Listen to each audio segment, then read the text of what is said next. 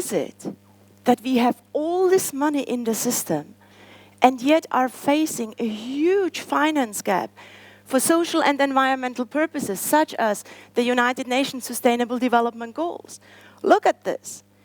85 trillion of money in the system, roughly 1/4 is invested sustainably, and the tiny, tiny bubble that you see there is the 228 billion invested in impact investing, which is money that is meant to do good and produce a monetary return. And at the same time, if we want to get to the United Nations Sustainable Development Goals by 2030, we need to deploy 5 to 7 trillion every year. So I wonder why that is. Well, let me test you. Who of you buys in the supermarket products because they are sustainable, certified, organic, or fair trade, or do any of these good things? Give me a show of hands. Who buys such products? Well, yeah, that's like 90% in the room, right? So why is not the same thing happening with our money? First I thought, maybe there is no supermarket. Well, here it is. The Sustainable Investing Supermarket. I don't know of many topics where so much research has been done.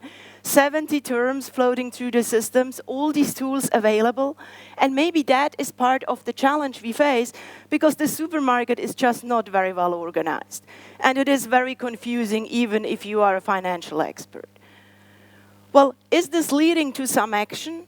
You might have seen the headlines, right? Sustainable investing is growing and we have this funding gap. So I took a closer look. Sustainable responsible investments growing with 11%, compound annual growth rate. Fantastic, it's larger than cybersecurity. Here is how all the other stuff is growing. So I guess the question is not, is something happening? The question is, will it happen fast enough? And is it because people are not willing or not interested?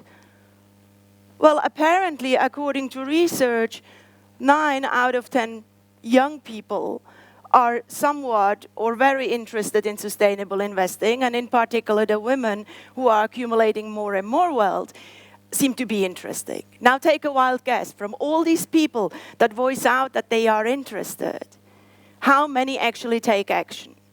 Who believes it's 75%? No optimists here. Who believes it's 50%? Still no optimists. Oh my God.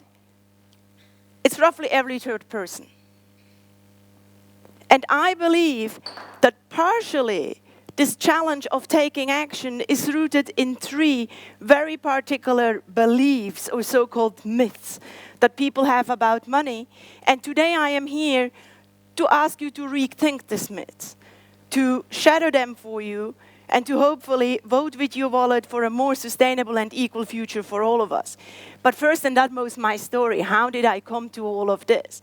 So I worked at a 150-year-old Swiss bank for more than a decade, and that is the bank that is 150 years old, not me, just so you get that right. I only happened to work there for these past 11 years as a philanthropy advisor and an innovator. And guess what? Throughout these 11 years, I never had a solid conversation about the financial aspects of money. All the conversations I had with the many, many people I had the privilege to advise, and women in particular, was about what do I stand for, what do I want to achieve, what do I want to be remembered for. And as part of this, in particular the women, have voiced out that they would like the bank to serve them differently. And so this is where these glasses got invented. I'm going to put them on. They called the perspective glasses. And my job consisted in going through the bank, top to bottom, and look at each and every process and figure out how the women can be served better. And guess what? What they have told me is, well, we don't want this. Pink products nobody wanted, but they wanted to align their investments with their values. And so throughout these classes, I became known as the genderless lady, talking to rooms full of men about how to talk to women about money. But hey, this is almost a very, very different story, but only almost, because what I became to realize as part of this journey is that our individual investment decisions are probably one of the biggest sources of societal change that there exists. And that they are these three myths or beliefs about money that actually are holding people back. So here they are. Money is only a hopefully growing figure on a bank account. Well, very interestingly, our relationship to money gets formed very early on in our childhood. As of the age of 3, we understand the basic concepts. As of the age of 7, how we relate to money is already formed. And because how our economy is wired, it's probably one of the only things that we tend to grow for the purpose of growing it. It also is a subject that is enormously difficult to talk about. 44% of all Americans actually say money is the more difficult subject to talk about than politics or religion. Roughly 44% of all women say, well, I would rather like to talk about my own debt than about finances. And quite frankly, Daniel Kahneman has very eloquently found out that money doesn't add necessarily to our own happiness. It adds to life satisfaction, but there is a stop when it stops to adding to happiness. And in the Western Hemisphere, that is roughly an annual income of 100,000.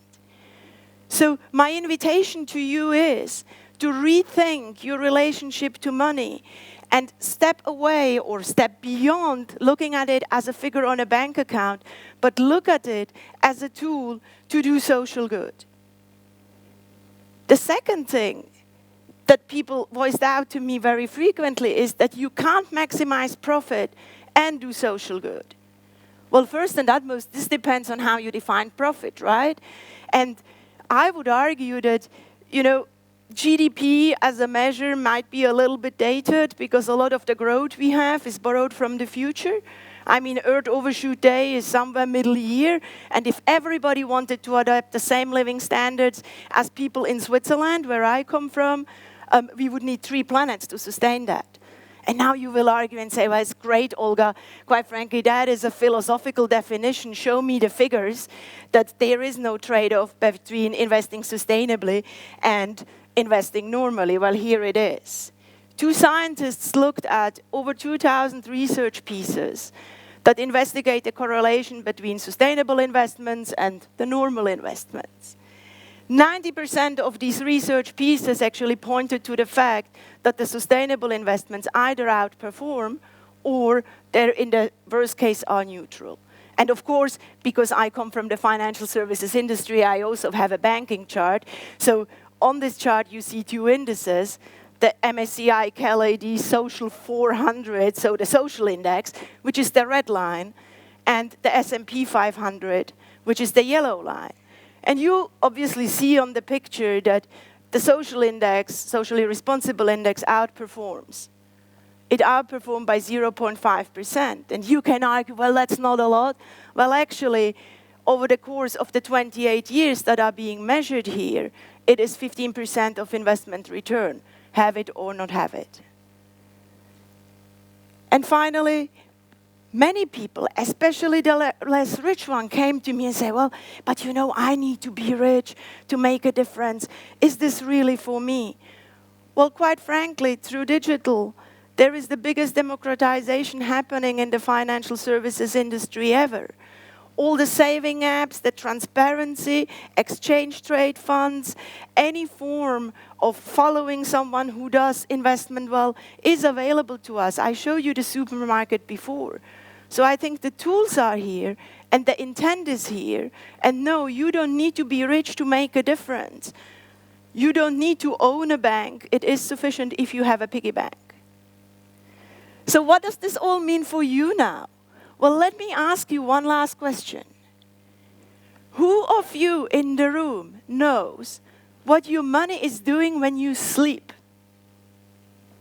Or sit here and enjoy TED Talks? Who of you knows that? Well, the great starting point is to go to your bank and ask exactly this question. What is my money doing when I sleep? Where is it invested in? And then ask yourself, is this in line with my values?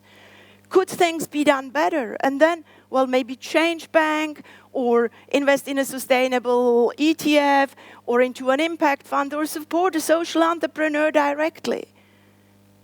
You decide what the best course of action is. But very important is that you act. And I see so many young people here in the room. And my message to all of you is this.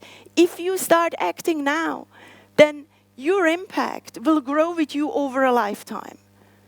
And it will grow significantly. And you will say, yeah, show me, right? Because what difference can the little money I have at hand really make? Well, here it is. If you took €5 or $5, the equivalent of what a coffee costs in Zurich, you put it into a piggy bank for a year every day. After 1 year, you have a completely healthy lifestyle because you got rid of coffee in your life, right? And you will have €1,825. You start to invest them over the course of the 40 years, you will be a millionaire. Why? Because compounding will take care of this. Compounding that Einstein calls the 8th wonder of the world. Now, if you invested this money sustainably, well, you can do the math, right? Imagine each one of you would do it. The collective impact that would produce this. Whatever really matters to you, my urge to you is to act. Because not acting means that you agree to what's happening today. It means that you say, it is okay for me. And I think we all can do better than we are doing today. So my invitation to you is, vote with your wallet. Vote with your wallet for a sustainable and equal future for all of us. Because then the planet will follow. Thank you.